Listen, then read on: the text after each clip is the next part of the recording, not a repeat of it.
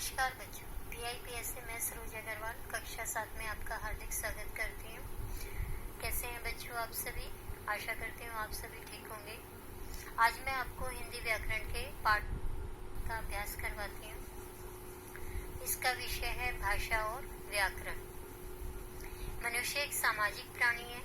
समाज में रहते हुए उसे अनेक कार्य करने पड़ते हैं। उन कार्यों को करने के लिए उसे दूसरों के सामने अपने मन के भावों और विचारों को अभिव्यक्त करने की आवश्यकता होती है। इसीलिए विचारों का आदान प्रदान करना हमारे लिए अनिवार्य हो जाता है।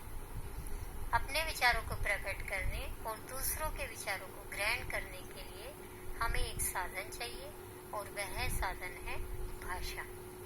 भाषा के द्वारा ही हम अपने विचारों का आदान प्रदान करते हैं। जैसे कि आप जानते हैं कि प्राचीन समय में आदि मानव को बोलना नहीं आता था, तो वे पहले संकेतों के द्वारा अपनी बात करते थे। लेकिन धीरे धीरे उन्होंने पत्थरों पे, चट्टानों पे कुछ चिन्ह बनाने शुरू किए, जिसके द्वारा वो अपनी भाषा एक दूसरे को समझाने लगे और धीरे धीरे भाषा का विकास होना शुरू हुआ और हम लोगों ने बोलना, लिखना, पढ़ना स्टार्ट किया, जिससे कि हम एक दूसरे को अपने विचार बता सकते हैं, दूसरों के विचारों को समझ सकते हैं। तो भाषा की परिभाषा हुई कि जिस साधन के द्वारा मनुष्य अपने मन के भावों अथवा विचारों को स्पष्ट रूप से दूसरों के सामने प्रकट करता है तथा दूसरों के भावों अथवा विचारों को स्वयं समझता तथा ग्रहण करता है, उसे भाषा कहते हैं।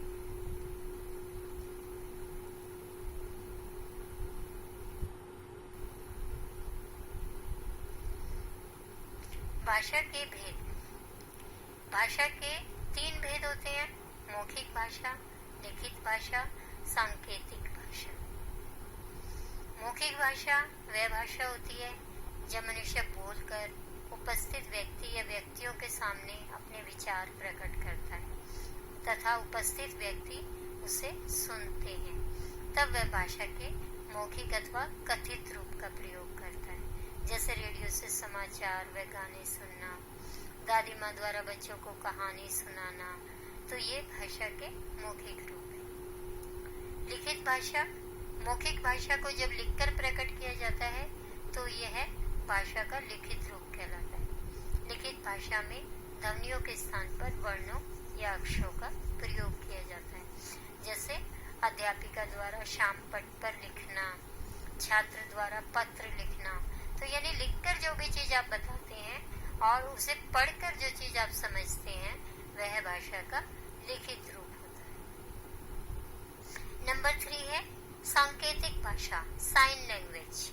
भाषा का वह रूप जिसके द्वारा व्यक्ति अपने भावों एवं विचारों को संकेतों या इशारों के द्वारा व्यक्त करता है, सांकेतिक भाषा कहलाता है। जैसे कि ट्रैफिक पुलिस, ट्रैफिक पुलिस वाला जो है वो हाथों से यातायात को नियंत्रित करता है। आप लोगों ने देखा होगा, जब भी आप ट्रैफिक सिग्नल पे जाते हैं तो ट्रैफिक पुलिस वाला, उसके मुंह में सीटी होती है, वो विसल बजाता रहता है और अपने हाथों से ही ट्रैफिक को कंट्रोल करता है। तो ये सांकेतिक भाषा होती है। और मूक बधिर लोग, जैसे जो लोग मूक होते हैं, बधिर होते हैं, जो सुन नहीं सकते, बोल नहीं सकते, उनके लिए साइन लैंग्वेज होती है, यानी इशारों में की जाने वाली भाषा।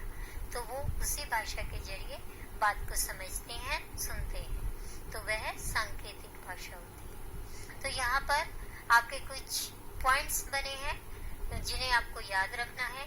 संस्कृत हमारी प्राचीन और विश्व की सबसे पहली भाषा है।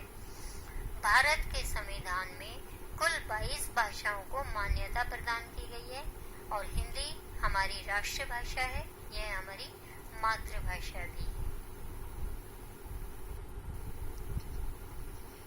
इस पाठ से संबंधित कुछ गृह कार्य आपको दे रही हूँ। निम्नलिखित प्रश्नों के उत्तर लिखिए। भाषा की परिभाषा लिखिए। भाषा के कितने भेद हैं और सांकेतिक भाषा किसे कहते हैं। दूसरा प्रश्न है जिसमें कुछ रिक्त स्थान बनाए गए हैं, इन्हें भरिएगा। डैश हमारी प्राचीन और विश्व की सबसे पहली भाषा है। भारत के संविधान में कुल डैश भाषाओं को मान्यता प्रदान की गई है। डैश हमारी राष्ट्रीय भाषा है। धन्यवाद।